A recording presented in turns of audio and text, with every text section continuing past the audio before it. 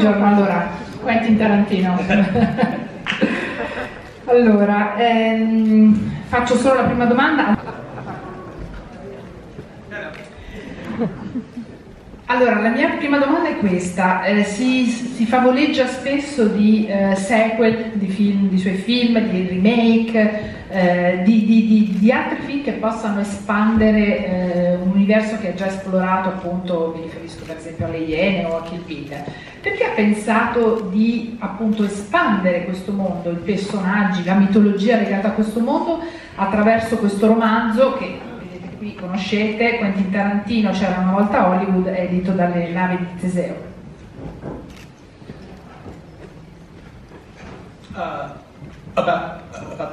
Why I wrote the book in particular? Sì, perché ha esplorato, ha espanso il suo mondo attraverso un romanzo e non attraverso un altro film, per esempio. Okay,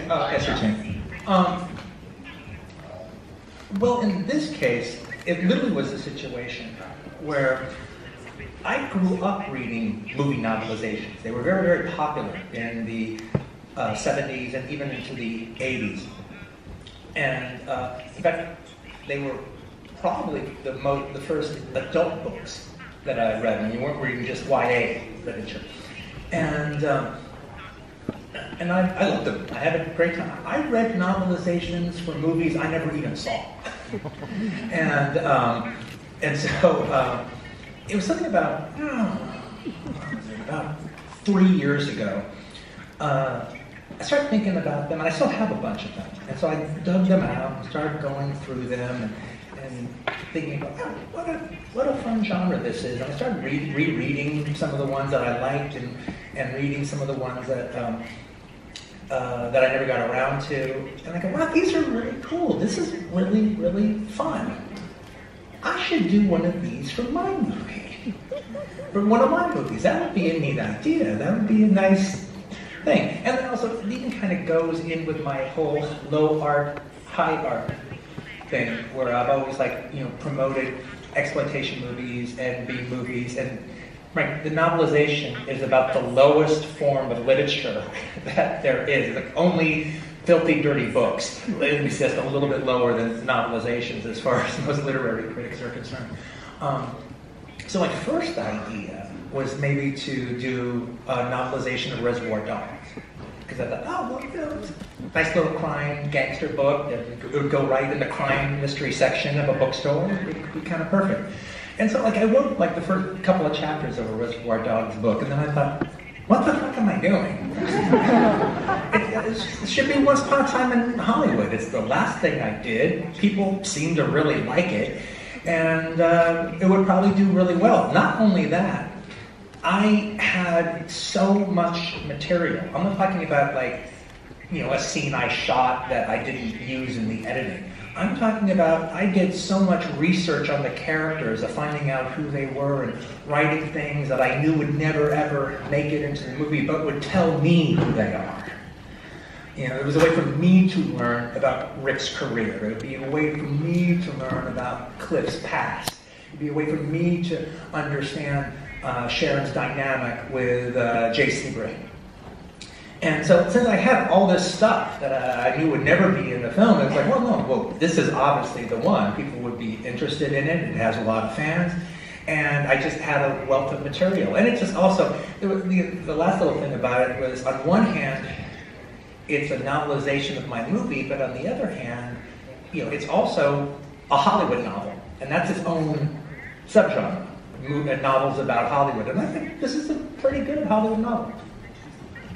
Politicamente scorretto, delle rivendicazioni delle femministe, mi riferisco per esempio alle critiche che erano state mosse proprio dalle femministe al suo ultimo film C'era una volta a Hollywood. Grazie.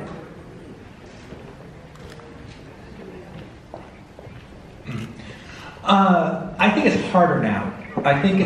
But it's not impossible. You just have to want to do it. You just have to have the strength of your convictions, and you also have to not worry about people not liking it. You have to not worry about a bad think piece. Actually, if you get a bad think piece, I didn't know this earlier on. I remember when I did Pulp Fiction. there was we got a tremendous amount of press that was very, very positive. But when something becomes that positive, then there's also a bit of a backlash on it. And so there was a whole series, like an art forum had a whole series of think pieces that were really judging the film harshly. Not even judging the film harshly, pretty much just kind of saying, look, don't get so caught up with this guy. This guy ain't that special. This is kind of a fun movie, but this guy know that. And so there's like 4 really wordy articles written by 4 different people, all more or less saying the same thing. And I remember, like, at the time, reading it and thinking, Jesus Christ, man, I make a funny gangster film. What's your problem? But then, many, many years later, I found that magazine again. I mean, many, like 10, 15 years later. I found that magazine again, and I reread those pieces. And they weren't any more flattering than they were the first time around.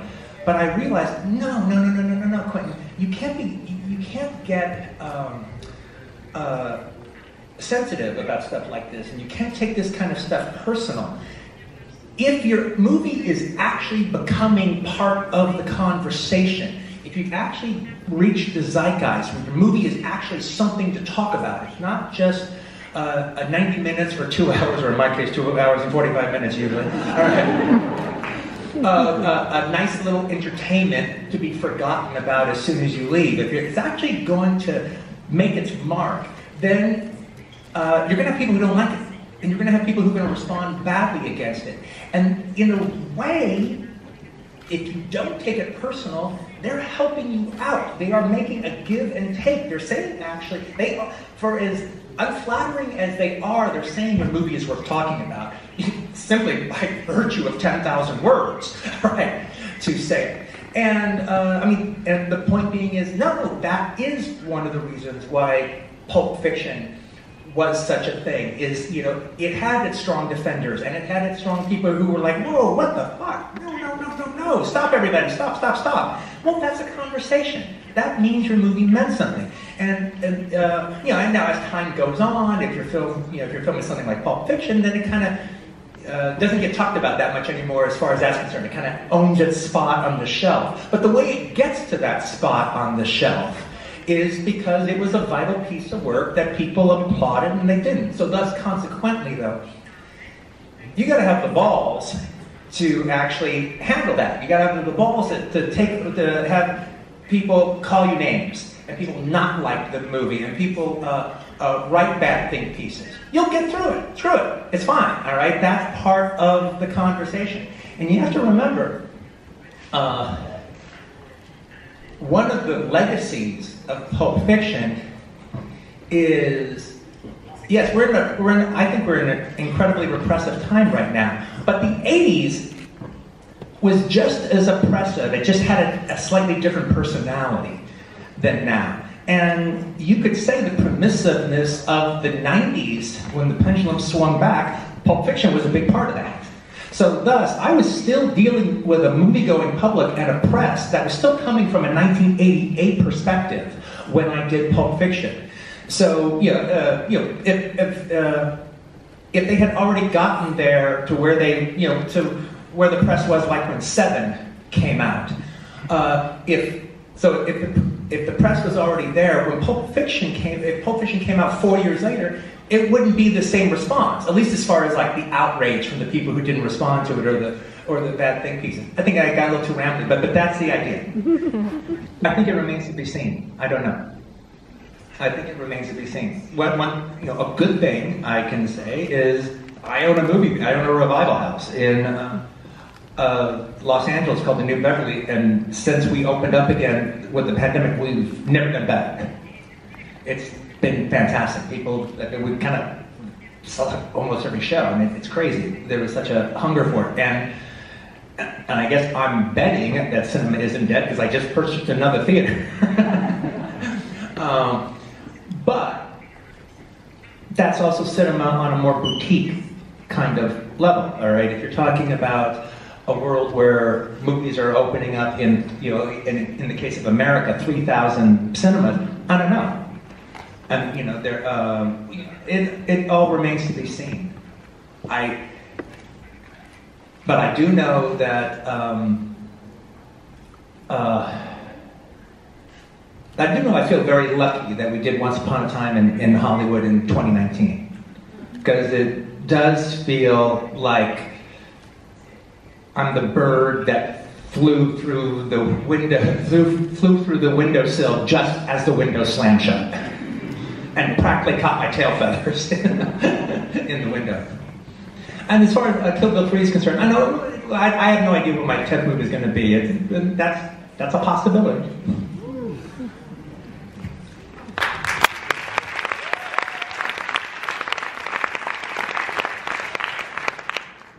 Salve, Michelangelo Giuliano, News Mediaset. Volevo chiederle, il cinema è una forma d'arte che esiste da poco più di un secolo. Ecco, da cinefilo, una domanda che le faccio al Quentin Tarantino cinefilo: esiste un solo film che può essere considerato il più importante di sempre, dopo Pulp Fiction, chiaramente?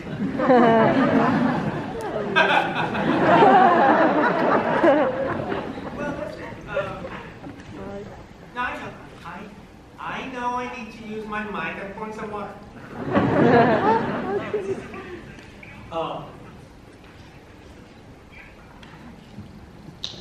You know, I try not to think in terms of important. I know what you mean, I understand the question. I just don't think in terms of, oh, because of this movie, now the next 30 years of cinema is like this, and because of this movie and this innovation, and now we live in a new world.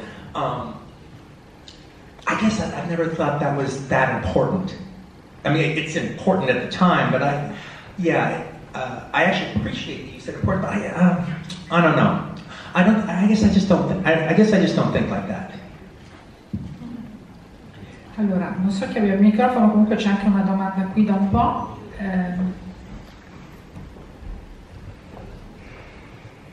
Prego. Good morning. Buongiorno, Beatrice Bertuccioli, il Quotidiano Nazionale. Volevo chiederle, riscrivere la storia, e penso a Bastardi senza gloria e anche a C'era una volta Hollywood, è consolatorio o cosa? E poi come è cambiata la sua vita, come sono cambiate, se sono cambiate le sue priorità diventando padre. Grazie.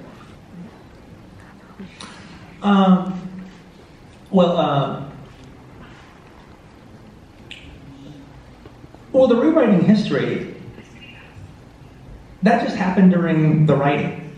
When I started writing Bastardos sin Gloria,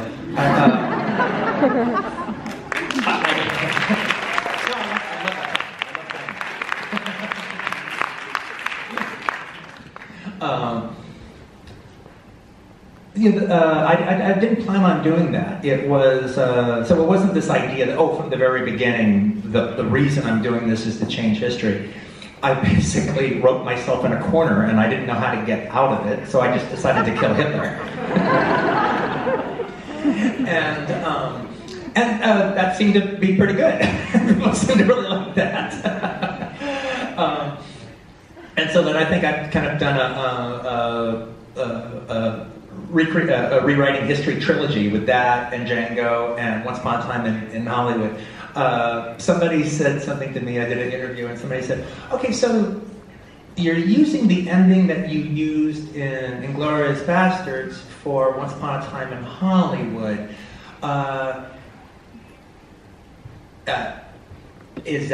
Do you think that's okay for you to just use that type of ending again? And I said, well, it's okay if I do it, because it's my ending. I'm the one that came up with that shit. You can't do it. You're ripping me off. Anybody else is like, it's just fucking like Inglourious Bastard. I can do it every fucking time. It's mine.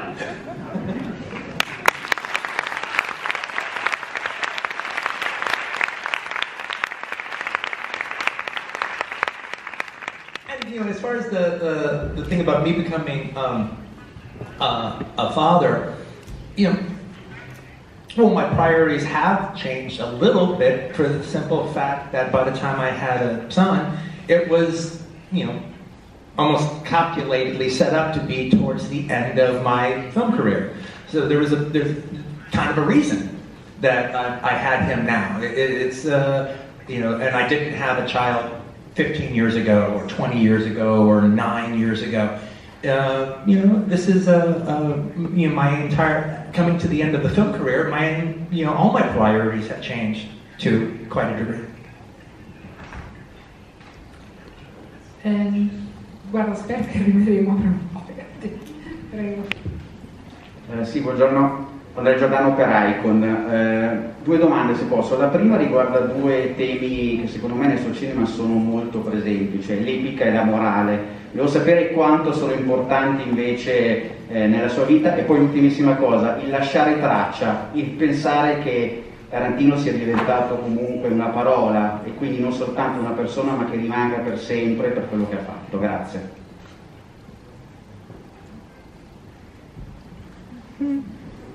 One, thank you. I'm sorry, what was the question?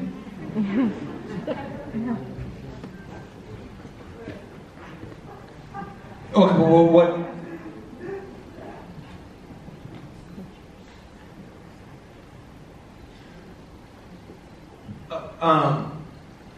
Well, I'm still not quite sure what the question is. You make some really great statements, but I didn't understand what...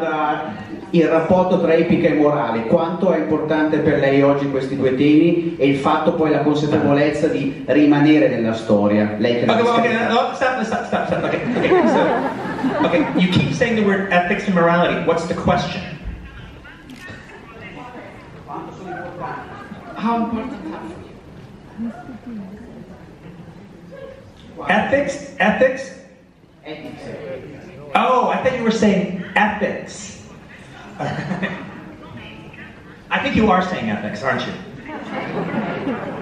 You are saying ethics, not ethics. Both etica ed etica. Can you just ask it better?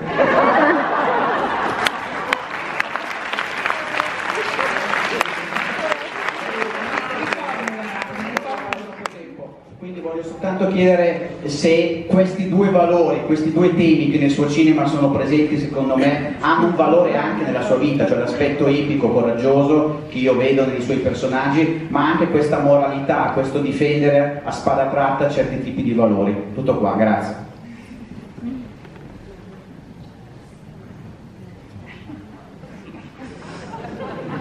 Not the way you posed the question. You need to ask it more direct. It's too heavy lifting. You're asking me the planet Earth. Why don't you make it a patch of land? Magari passiamo alla domanda successiva. C'è lui con la mano alzata che tra un po' gli casca il braccio. Hello, I wanted to ask, I'm very curious about the creative process that brings your movies to life, especially what's the most important bit between the aesthetic bit, the aesthetic component of the movie, and the narrative component, and what comes first when you create the movie? Oh, that's interesting. I haven't quite thought about it like that before, but I think it's a situation where when I'm writing the movie, it's not really about the movie, it's all about the page. So that's what I'm doing. I'm writing right now. That's it. It's me and the paper and my pen and whatever table I happen to be sitting at. So in that case, it's all about the narrative. And it's all about the story, and it's all about the characters, and it's all about finding out who they are, and letting them tell me who they are, and getting to that certain point where they take over the narrative lead. So I'm not pushing them anymore. They take it from me. At some point, the characters take it from me. And yeah, look, I'm going to come, I want to do a great chase scene. Oh, I want to do a cool fight scene. Or, hey, maybe this could be in split screen. Or you know, all kinds of cinema stuff like that. I could do that. But but I'm not really thinking about that much there. It really is about the narrative and discovering the story and discovering the characters. Once I'm actually doing the movie, then all that is kind of in my back pocket, and now it's about how I'm going to film it, and now it's about staging the movie, and now it's about the cinematic set pieces, and that all happens through the course of pre-production, or now looking at the scenes. Now, what do I want to do now that it's done? And then working with the actors and everything. So I think it is more of I start adding the cinematic elements to it, in a big way during the making of the movie. But the first process, the writing, that's where it's just pretty much just the literary aspect.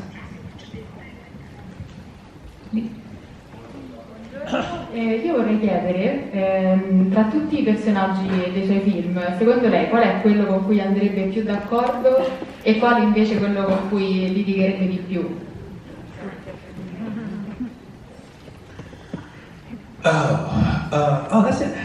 That's interesting. Who would I get along with? Okay, I guess I'll take Jackie Brown out of the equation because those were Elmer Leonard's characters. Well, I'd probably get along with Cliff pretty good. I like Cliff. Oh no! Okay. Oh no.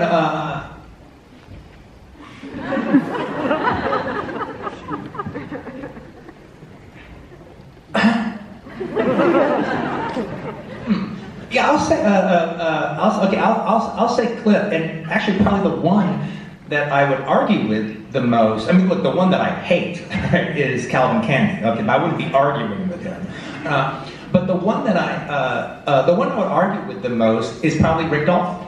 Because I think Rick Dalton's a crybaby. I like Rick, but I think he has a really great life and he had a really great career, and he doesn't realize it. He doesn't appreciate it. Now, in the course of the movie, and definitely in the course of the novel, that's part of the arc of the novel, is he comes to appreciate his career and not just think about it in the vanity terms that he has. But like Leo used to joke, because everyone always felt so sorry for Rick, and Leo would go, that's not Quentin. Quentin thinks Rick's a big fucking crybaby. Quentin thinks Rick has a really terrific career and he should appreciate it.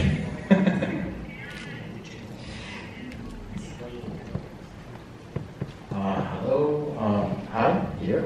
My name is Alexander from National Broadcasting. Oh, hold on for just 1 second. So I guess it's funny though, because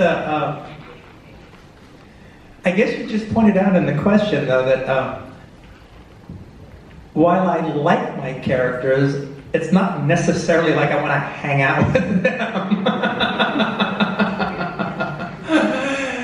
Except with the exception of Once Upon a Time in Hollywood, I don't think I've ever created a world that I necessarily want to be a part of. Okay, go ahead.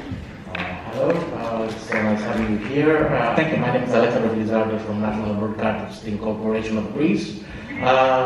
The way that you change history in your films make all the audience enjoy your perspective of life. So hypothetically, if you could kill someone without consequences, and you could make the world a little bit better, who would that be? And if you could erase one film from the minds of all the audience that have already watched it, which one would that be? Thank you so much for being here. That's a pretty grisly negative question.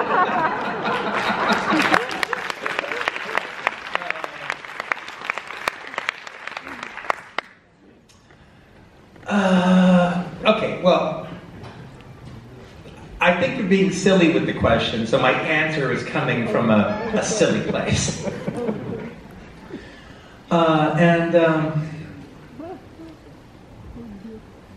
Okay, I have a big problem with, as a lot of people do, I have a big problem with with D.W. Griffith's movie Birth of a Nation. And the reason I have a big problem, well, there's a lot of reasons I have a big problem with that movie, but one of the real giant reasons of my problem with that film was not just the racism enclosed in it, but the fact that it gave birth to the Ku Klux Klan again in the 20th century in America, and they held a stronghold in the South for the whole first half of the 20th century. It wasn't until the winning of the civil rights movement in the late 60s that they were pretty much squashed, and they didn't go away, but they were made far more irrelevant than they were in the 30s and the 20s and the 40s and the 50s. And there's a lot of dead black folks, and there's a lot of dead Jewish folks during those 50 years that were killed and murdered by the Klan, and just a lot of terrorism that happened. And the Ku Klux Klan would not have come together, it would not have been reborn if it hadn't been for Birth of a Nation. So if you consider the fact that there has been a race war going on in America for, at the very least, the first 50 years, if you put D.W. Griffith on the same, if you put D.W. Griffith, if you brought him to Nuremberg and put him under the same trial that Viet Harlan, who did Jude Sus, and Lena Wertmüller, who did Triumph of Will, they were both brought before the judges of Nuremberg about what they did. Now they were found not guilty, that they were not culpable for the effects of their film. However, if Birth of a Nation and D.W. Griffith was brought there, I think he would have been found guilty. By the same standards that they used in Nuremberg, he would have been found guilty. Now, I'm not saying I would wish I could kill D.W. Griffith, but the man who wrote Birth of a Nation, Tom, no, I don't want to kill anybody. What am I talking about? Okay. I'm not going to say who I'm going to kill because I wouldn't kill anybody. But okay, but that's somebody that's dubious, that maybe things could have been better if they weren't around.